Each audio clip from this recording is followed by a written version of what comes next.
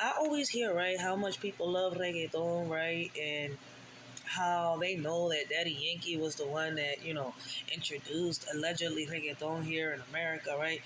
I don't know how many of you know this, right? But reggaeton originated from Panama. I hear, everybody that, a lot of people that's from Puerto Rico, take pride and say, oh, reggaeton came from Puerto Rico, it originated from there, but it didn't. And I know a lot of people know about this, right?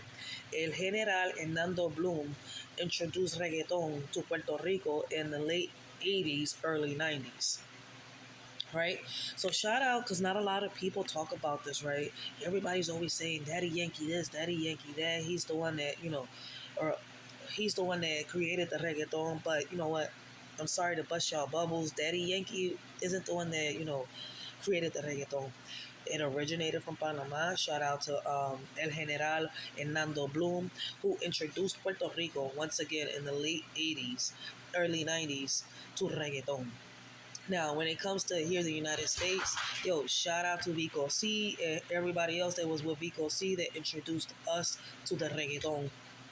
But we got to give props where props is due. Shout out to El General Nando Bloom, for representing Panama. Reggaeton ain't nothing more than just, reggae music translated in Spanish, turned into Spanish music, right? So it went from reggae to reggaeton. It's reggae, just translated in Spanish. That's it. But I love me some reggaeton, but I'm gonna give its props where props are due. Shout out to Jay Shell for speaking a little bit on the history of reggaeton, right?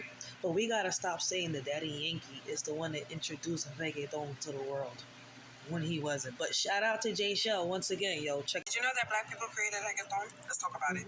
So despite popular belief, the reggaeton was created in Panama, not in Puerto Rico. The reggaeton is simply reggae in Spanish. West Indian workers that came to help build the Panama Canal, they brought reggae with them.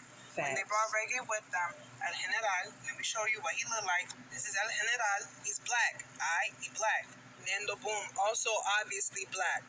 They are accredited for translating reggae and putting it in Spanish, which is what reggaeton is. And when it hit Panama, that was in the 80s, okay? Reggaeton did not hit Puerto Rico until the 90s.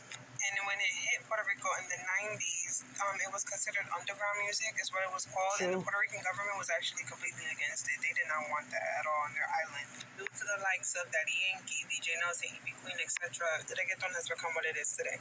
Now, I say all this to say, give black people their credit. 99% of the music that we hear today comes from black people, regardless if we want to admit that fact or not.